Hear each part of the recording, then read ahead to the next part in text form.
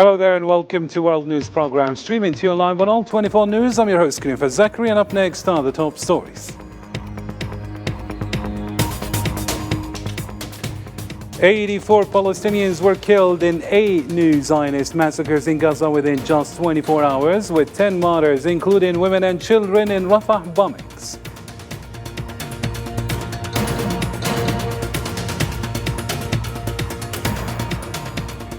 Also coming up, a member of the Palestinian Red Crescent was killed by occupation gunfire in Gaza. Occupation forces raided Nasser and Al-Amal hospitals, prompting a warning from the Foreign Ministry about the occupation's massacres in Khan Yunis.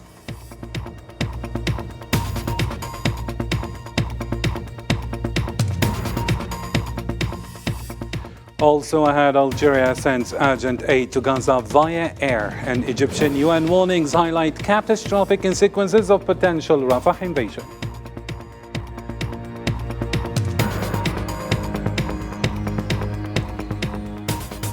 And the Sahrawi foreign minister calls on France to reconsider its policy in Western Sahara, accusing France of undermining peace efforts. And the Polisario Front insists independence is the only just solution for the Sahrawi people. Stay tuned, we've got all the details right after the break.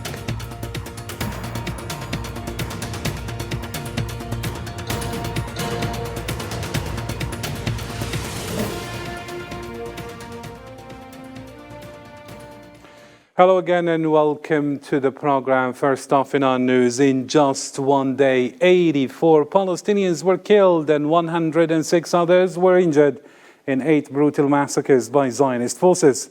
This adds to the harrowing toll, with over 32,000 killed and 74,000 injured since October 7th. On Sunday evening, occupation warplanes targeted homes in Rafah and the beach camp in Gaza Strip. Reports from the official Palestinian news agency confirms 10 martyrs, including women and children. The airstrikes on homes in Rafah, with several others sustaining injuries. Additionally, in the beach camp west of Gaza City, more Palestinians were killed and dozens injured as occupation aircraft bombed 2 houses belonging to the Salem family.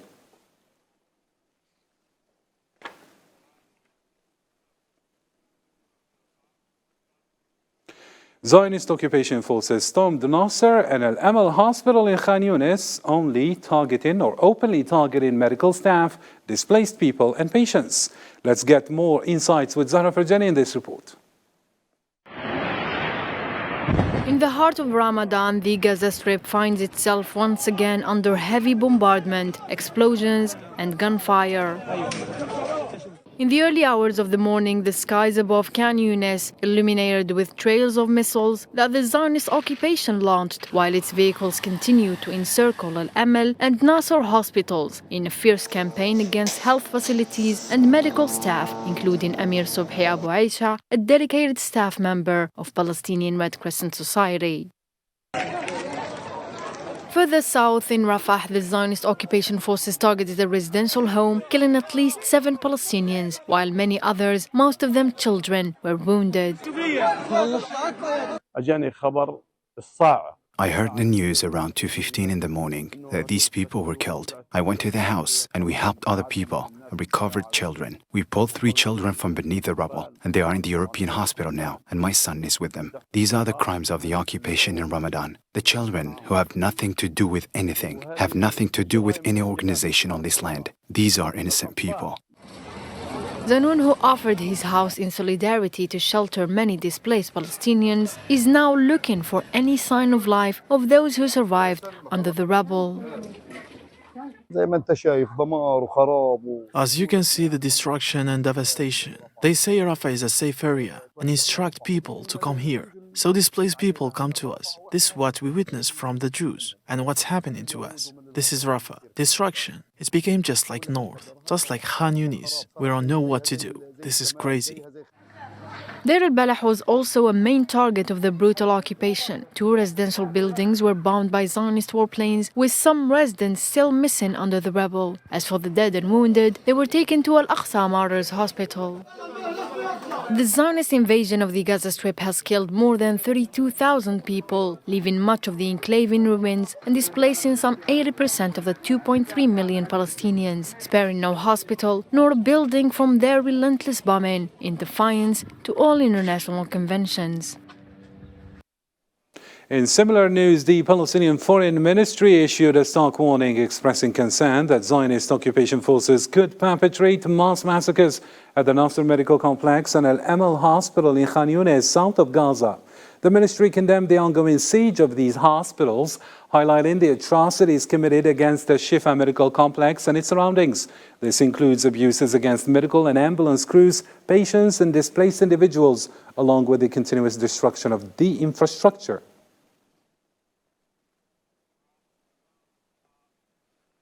In international reaction, Algerian President Abdelmadjid Tebboune praised the commendable efforts of the Algerian diplomatic mission led by Ambassador Ammar Ben Jama at the United Nations. This recognition followed Foreign Minister Ahmed Attaf's comprehensive presentation during Sunday's cabinet meeting, focusing on international developments, particularly concerning the Palestinian issue at the Security Council and the United Nations General Assembly. And on Monday, the UN Security Council is scheduled to vote on a new draft resolution aimed at securing an immediate halt to Zionist aggression against Gaza, as per the updated United Nations program.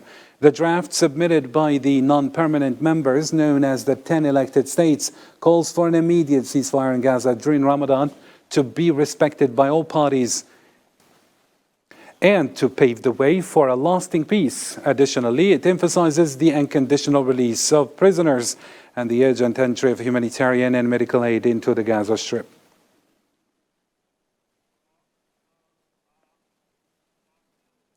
Algeria initiated an air bridge to deliver urgent humanitarian aid to Gaza with a rate of 2 planes per day. Algerian television reported the dispatch of initial aid, approximately 118 tons of food, from Boufarik military airport in Blida province to Al Arish airport in Egypt, destined for Gaza via the Rafah border crossing.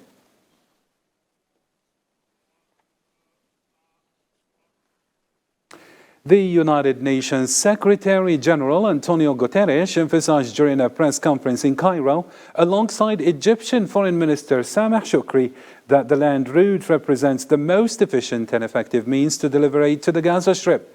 Guterres underscored the urgent need for an immediate ceasefire to facilitate the arrival of humanitarian aid, citing humanitarian concerns as paramount.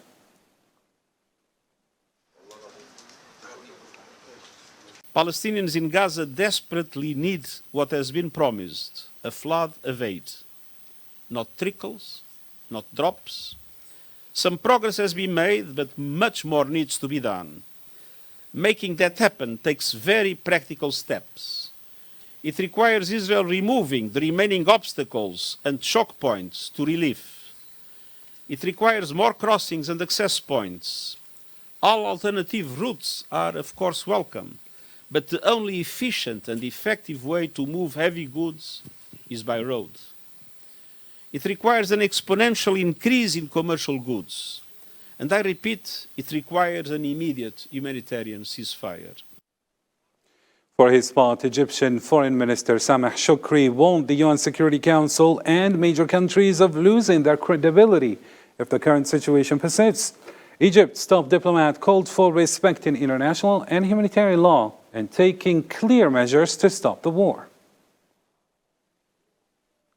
The US and other countries in the group of 5 permanent members, in appreciations of its capabilities and responsibilities to support the Charter's values and to work on containing the conflict and to work on achieving peace and security. Anything else detracts from credibility of the Council and detracts from the credibility of the UN as a whole and detracts from the credibility of the UN as a whole, as well as detracting from the credibility of the countries that have this special status in the Security Council.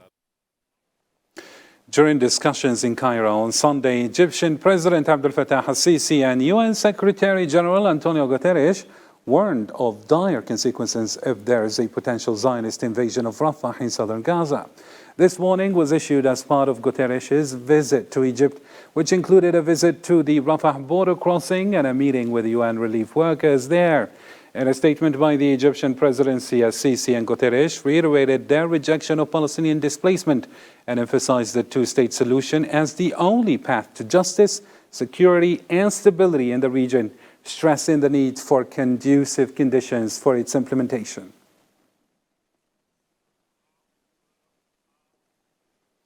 The European Union condemned the Zionist entity's seizure of Jordan Valley lands for settlement expansion in the West Bank, calling it a serious violation of international law. EU leaders emphasized their refusal to recognize changes to the 1967 borders without mutual agreement. They stated that settlement expansion undermines the two-state solution, which they see as the only path to lasting peace for both parties. The EU has previously condemned the entity's ongoing expansion of illegal settlement in the occupied West Bank.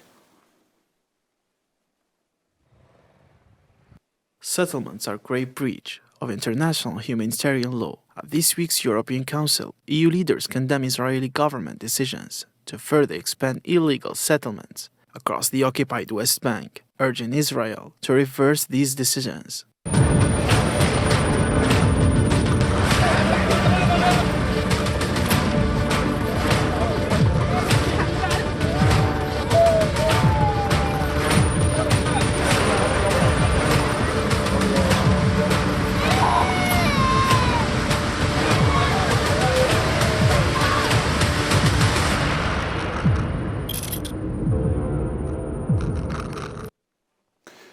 Hello again and welcome to the details on other files. The Islamic resistance, this time in Iraq, announced targeting the Ministry of Defense headquarters of the Zionist entity in occupied Palestinian territories.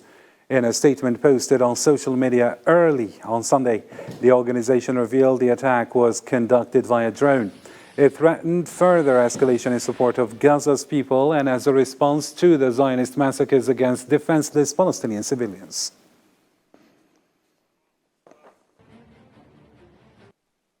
And in other world news, Russian forces conducted airstrikes at dawn on Sunday, targeting Kiev and the Lviv region in western Ukraine. Meanwhile, local authorities in the Crimean Peninsula reported shooting down over 10 Ukrainian missiles.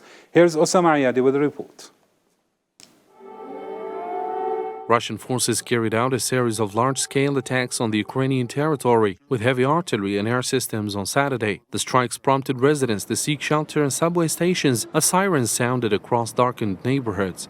They increased the pace of strikes significantly. The quantity of guided air bombs and missiles is growing daily.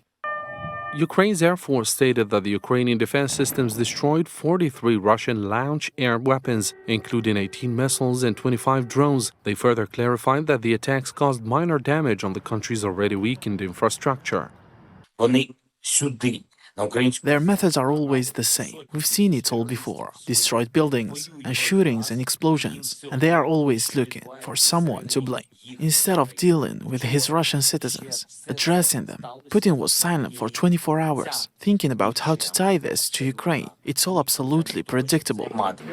For his part, Polish defense minister revealed that a Russian missile went about 2 kilometers into Polish airspace early on Sunday morning before returning to Ukraine. The Polish foreign ministry stated that it would demand explanations from Russia over the airspace violation. The Polish army's monitoring involved dozens of Russian rockets aiming at the Lviv district. This monitoring also involved exchanging information with the Ukrainian side. At 4:43 a.m., one of the Russian missiles violated Polish airspace. The object entered Polish airspace and was over the territory of our country for 39 seconds. Russia launched 57 missiles and drones on Ukraine in the early hours, including attacking Kyiv and the western region of Lviv that is near the Polish border. The Russian attack comes shortly after the terrorist attacks on the City Hall concert near Moscow, while it had been clarified earlier by the Russian President Vladimir Putin that the attackers were arrested and blamed the attack on the Ukrainian government. To other topical news now, Sahrawi Foreign Minister Mohamed Sedati urged France to reassess its policy towards Western Sahara following statements made by the French ambassador to Morocco. Speaking exclusively to the Sahrawi news agency, Sadati emphasized the importance of France adopting a stance marked by justice and positive neutrality, in line with respect for international law. France's position, expressed by its ambassador to Morocco after many years of silence, recognized his country's active role in the colonial invasion against the Sahrawi people. It is a long overdue recognition of established historical truth. Through these statements, France has acknowledged its actions and mistakes in causing this conflict and in active and direct participation in it to this day. Similarly, the Sahrawi foreign minister accused France of sabotaging international efforts aimed at achieving a peaceful resolution to the decolonization process in Western Sahara. Let's listen. France's active complicity in the Western Sahara conflict has significantly prolonged its duration and hindered its resolution. Acknowledging this complicity, albeit belatedly, is not a secret to international public opinion. France is now recognized as having instigated the invasion and illegal occupation of Western Sahara, supporting Moroccan expansionism, encouraging regional division, and providing media and political coverage for the conflict. Abdullah Al-Orabi, the representative of the Polisario Front in Spain, reiterated that self-determination and independence are the sole and equitable solutions for the Sahrawi people. Speaking at the inaugural conference of the Somar Party, the Sahrawi diplomat urged Madrid to fulfill its responsibilities towards the Sahrawi people and emphasized Spain's obligation under international law as an administrating power to uphold its commitments. And in other news, Algeria's gas exports to Europe saw a significant increase in January, marking the highest levels in 13 years. Data from the Judy platform, which tracks global energy supplies, reveals that Algerian exports through pipelines approached 2.5 billion during the first month of this year.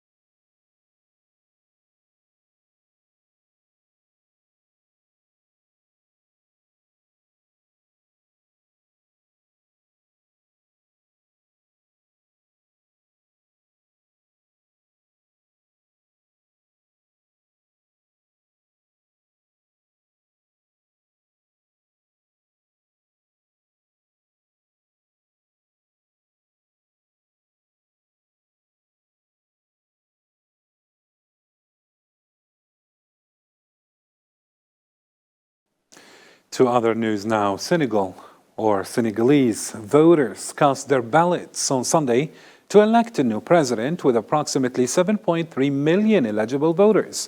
19 candidates are competing. Notably, this is the first time in Senegal's history that a sitting president, Macky Sall, did not seek re-election. Let's find out more about this story with Islam Said. Millions of Senegalese voters cast their ballots on Sunday in hopes of electing the country's fifth president, aiming for increased stability. Polling stations opened at 8 a.m. local time, with the reports confirming smooth proceedings without any major incidents. Cette élection présidentielle du 24 mars 2024. The presidential elections scheduled for March 24, 2024, are crucial for the country, given their significant impact on political stability and economic development. I witnessed peaceful and transparent elections at the polling stations I visited. We await the results. As a correspondent, I noticed a significant turnout of elderly and young voters. Initial results suggest opposition candidate Bassirou Diomaye Faye in the lead, sparking street celebrations amid promises of change after a peaceful voting day. We have succeeded in making this election a moment of clear presentation of a social project to the people who are called upon to choose between continuity or rupture. I'm confident after the popular jubilation that greeted us throughout Senegal. Among the 19 contenders for President Macky Sall's position are former Dakar Mayor Khalifa Sall and the lone female candidate Anta Babacar Ngom. Today is a big day of Senegalese democracy. I first say thanks to Allah, thank God, that we are actually able to achieve this vote because it was supposed to happen on February 25th, 2024. Sall's absence from the ballot marks a historic first, with his coalition nominating former Prime Minister Amadou Ba as their candidate. The message we're sending out is one of peace. Senegal belongs to us. We're all children of this country. We competed. The electoral campaign went well, even if it was short, but it was swift and calm. There was no violence. Outgoing President Macky Sall cautioned against premature result announcements, urging candidates to refrain from declaring victory. Qu'il n'appartient ni à un candidat ni à un camp. It's not within the authority of any candidate or party to announce victory or election results. Tonight, polling stations will reveal the Senegalese choice. Despite challenges, the campaign proceeded peacefully. Voting has been going smoothly nationwide and overseas. Since 2021, Senegal has faced periods of unrest, exacerbated by the postponement of the presidential election. Economic concerns loom large, with many voters troubled by high food and energy prices, linked partly to the conflict in Ukraine. Iraq, among the top 5 countries most affected by climate change, has battled devastating droughts in recent years, leading to reduced cultivated areas and hardships for farmers. However, this year, smart irrigation techniques offer more hope. Sofian Kinturi reports. In drought-stricken Iraq, farmers were on the brink of abandoning their fields, but with the adoption of modern irrigation, led by Mohammed Sami near Fallujah, wheat production has surged. Thanks to equipment from the World Food Programme, Sami's yields have nearly doubled in just 2 years. I was almost ready to quit farming because we just didn't have enough water. We had to work as laborers in the city and then come back. But now, things have changed. We've got 50 to 70% more water for irrigation. I can use the same amount of water to irrigate all 10 hectares than I used to use for just one. That's a huge improvement. Similarly, Suad Mehdi in Az-Zarakiya has doubled her harvest by embracing these new methods, reclaiming previously unused land. Today, our harvest has doubled. We used to get only 3.5 to 4 tons, but now, thank goodness, we're bringing in 5 to 7 tons. Before, it took us 2 whole days just to water our crops before they needed so much water. But now, with the sprinkles, we can fill up the basin in less than 2 hours. Thank goodness for that. With water shortages looming, Iraqi farmers understand the urgency of switching to more efficient irrigation techniques. This modern irrigation system saves 70% from the water because it is less using of water and also can use it for different type of production, different type of cultivations. In stark contrast to outdated methods still widely used, the Iraqi government is pushing for widespread adoption of intelligent irrigation systems, offering significant support to sustain agriculture in the face of water scarcity. And finally, let's get more stories making headlines around the globe with Salman Asib this time.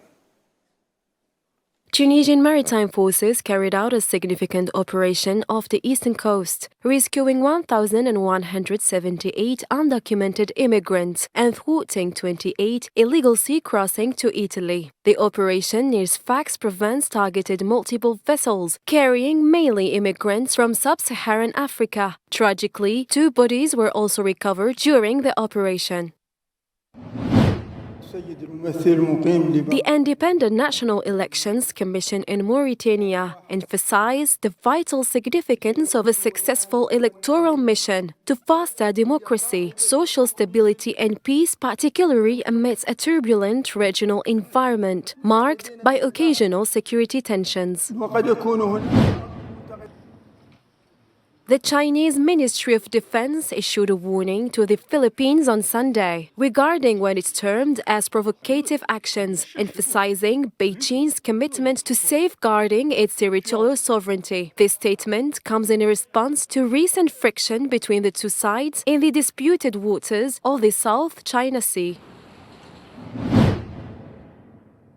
OPEC Secretary General Haytham Al-Ghais rejected calls to abandon oil, calling them wrong and unrealistic. He emphasized oil's vital role, constituting around 31% of the global energy mix, and stated that it will continue to be crucial for years to come. Well, with this, ladies and gentlemen, our news bulletin comes to a close. Thank you for tuning in, and until next time, take care.